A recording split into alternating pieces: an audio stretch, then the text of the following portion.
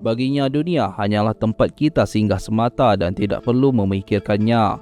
Tidak perlu juga harta dan sebagainya yang membuat kita lalai sesaat pun untuk mengingat Allah Subhanahu wa taala.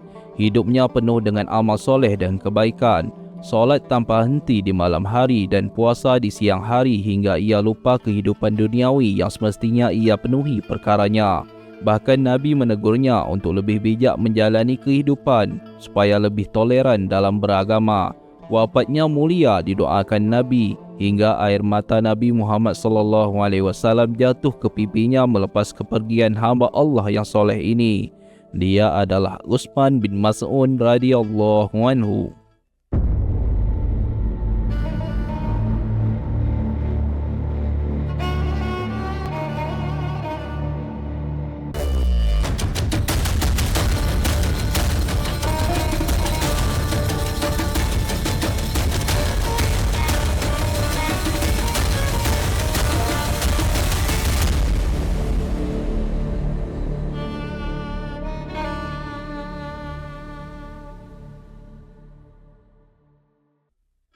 Sahabat mulia ini adalah Utsman bin Mas'un atau yang lebih dikenal dengan nama Abu Sa'ib. Dia termasuk golongan awal yang masuk Islam melalui dakwah yang dilakukan oleh Abu Bakar Siddiq radhiyallahu anhu. Ketika didakwahkan, Utsman bin Mas'un dengan mudah menerima Islam karena dia adalah orang yang selalu menjauhi diri dari kejahilan seperti orang-orang Quraisy lainnya. Bahkan diriwayatkan beliau telah mengharamkan minuman keras untuk dirinya pada zaman itu. Dia berpendapat minuman keras bisa menghilangkan akal sehatnya sehingga ia bisa ditertawakan oleh orang lain serta bisa saja menzinahi saudarinya sendiri tanpa disadarinya. Semenjak ia masuk Islam, perlakuan kasar kaum Quraisy selalu menyakitinya, termasuk yang paling sering menyiksanya adalah sepupunya sendiri Umayyah bin Khalaf, seorang yang disegani dan terpandang di kalangan kaumnya. Rasulullah SAW sangat khawatir dengan siksaan yang didapat pengikutnya di Mekah. Maka Nabi menyuruh pengikutnya untuk hijrah ke Habasah, sebuah negeri yang dipimpin oleh Raja Najasyi, raja yang adil dan bijaksana. Kabilah muslimin diterima dengan baik di sana, dijamin keselamatannya dan bisa hidup tentram mengamalkan syariat Allah.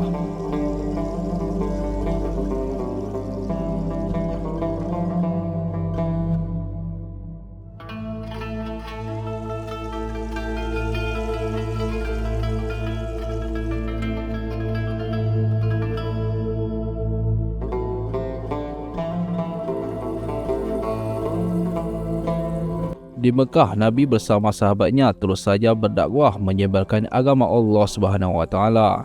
Sampai suatu ketika Nabi memasuki Masjidil Haram untuk melaksanakan solat. Ketika membaca surah An-Najm, Nabi melakukan sujud tilawah lalu diikuti oleh sahabat lainnya, termasuk juga orang musyrikin Quraisy di sana secara spontan juga ikut sujud. Sebagian orang melihat kejadian itu menyangka bahawa kaum Quraisy telah masuk Islam dan menyebarlah berita tersebut. Mekah aman untuk pengikut Muhammad. Berita ini sampai ke negeri Habasyah, termasuk Utsman bin Mas'un. Kaum Muhajirin mengemasi barang-barang untuk segera kembali ke Mekah.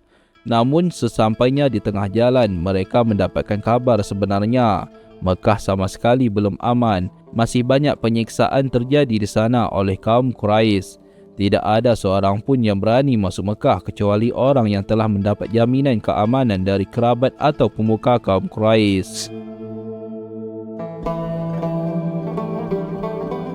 Utsman bin Mas'un mendapat jaminan keamanan dari Al-Walid bin Al-Mughirah, adalah pamannya yang juga pemuka kaum Quraisy, sehingga ia aman pulang ke Mekah tanpa ada gangguan dari kaum musyrikin.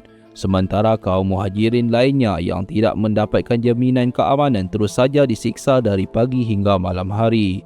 Melihat keadaan demikian, Utsman bin Mas'un merasa dirinya lemah. Teman sejawatnya berjuang dengan darah mempertahankan akidah, sementara ia aman di bawah lindungan orang musyrik. Ia langsung terhenyuh dan bertekad melepas jaminan keamanan pamannya. Tidak seharusnya ia bergantung kepada orang musyrik. Cukuplah Allah sebagai pelindung. Utsman bin Mas'un menjumpai pamannya lalu menyatakan melepas jaminan keamanan dari Al-Walid bin Al-Mughirah. Seketika itu tidak lama kemudian ia mulai kembali menerima siksaan. Ia dipukul hingga matanya bengkak sebelah. Melihat kejadian ini, Al-Walid bin Al-Mughirah kembali mengajak Uthman bin Mas'un untuk tetap berada di bawah naungannya. Namun ditolak dengan tegas sembari berkata, "Aku akan tetap ada dalam jaminan perlindungan Allah yang lebih mulia dan yang lebih kuat daripadamu, wahai paman." Uthman bin Mas'un lebih memilih hanya Allah sebagai pelindung. Tidak ada menandinginya walaupun nyawa sebagai tebusan. Akidahnya kuat, tertancap mengakar, tidak dapat digoyah oleh apapun bentuk godaan dan siksaan.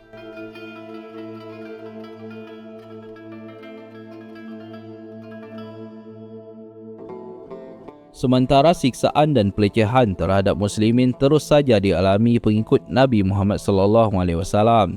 Kaum Quraisy benar-benar telah keterlaluan. Kezaliman sudah menjadi pemandangan yang lumrah ketika itu. Nabi sangat prihatin dengan pengikutnya. Maka ia dan pengikutnya melakukan hijrah yang kedua dalam Islam, yakni ke kota Madinah. Di sana mereka disambut oleh kaum Ansar yang lapang hati menerima mereka. Bahkan mereka memandang kaum Muhajirin seakan dipelupuk mata, serta berupaya semaksimal mungkin melindungi mereka dari segala ancaman bahaya dari hal-hal besar hingga hal-hal kecil. Semua itu mereka lakukan semata-mata mengharapkan ridha Allah Subhanahu wa Ta'ala, Rabb pencipta alam semesta.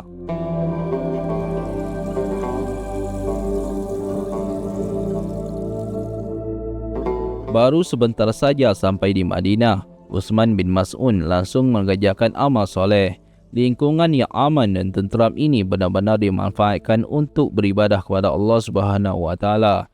Saking banyaknya amal ketaatan yang dilakukannya sampai-sampai ia menyusahkan diri dan keluarganya sendiri karena terlalu banyak waktu yang dihabiskan untuk beribadah. Suatu ketika istrinya bernama Khawlah binti Hakim datang menjumpai Aisyah radhiyallahu anha. Lalu menceritakan segala hal tentang suaminya yang selalu banyak beribadah sehingga tidak ada waktu untuknya, tidak mempunyai waktu untuk mengurus keluarga. Suaminya selalu solat di malam hari dan puasa di siang hari. Keluh kesah ini diketahui oleh Rasulullah.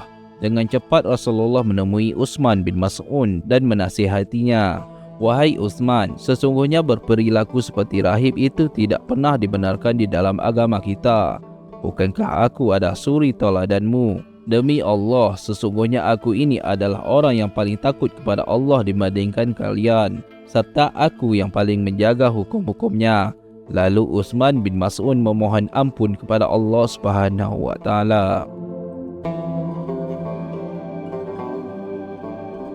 Di riwayat lainnya juga diceritakan bahawa Uthman bin Mas'un ingin menceraikan istrinya agar ia bisa fokus untuk beribadah kepada Allah Subhanahu wa Ta'ala dan jauh dari kesenangan duniawi yang melalaikan. Namun Rasulullah SAW melarangnya karena menikah adalah sunnahnya agar manusia terjauh dari fitnah. Menikah juga adalah bentuk ibadah, membangun ketaatan dan kesabaran dalam berumah tangga. Begitulah Uthman bin Mas'un, semangat ibadahnya tidak pudar oleh kesenangan duniawi, tidak tergoda harta benda, akidahnya kokoh. Ia wafat pada awal masa hijrah di Madinah sehingga tidak banyak terdapat kisah tentang beliau. Nabi melepasnya dengan kesedihan yang luar biasa. Air mata Nabi jatuh di pipi jenazah Uthman bin Mas'un. Lalu Nabi berdoa, "Semoga Allah mengasihimu, wahai Abu Sa'id. Kau telah meninggalkan dunia sebelum kau mengambil sesuatu darinya, dan dunia pun tidak mengambil sesuatu darimu." Saat pemakaman usai, Nabi menyuruh seseorang untuk mengangkat sebuah batu besar untuk diletakkan di atas kubur Uthman bin Mas'un sebagai penanda akan dijadikan tempat pemakaman keluarga Nabi. Namun orang itu tidak sanggup mengangkatnya karena terlalu berat. Kemudian Nabi sendiri yang mengangkatnya hingga tersingkap lengan Nabi yang putih. Pemakaman inilah yang disebut pemakaman Baqi'. Dan orang pertama yang menghuninya adalah jenazah Uthman bin Mas'un, seorang hamba Allah yang soleh, menjauhi diri dari kesenangan duniawi, tekun beribadah, mempunyai akidah yang kokoh walaupun nyawa adalah taruhannya, selalu bersemangat untuk beribadah kepada Allah Subhanahu wa Ta'ala, Sang Pencipta alam semesta. Semoga kita dapat memetik nilai kebaikan yang terkandung dari sejarah hidup Uthman bin Mas'un radhiyallahu anhu. Wallahu a'lam bishawab.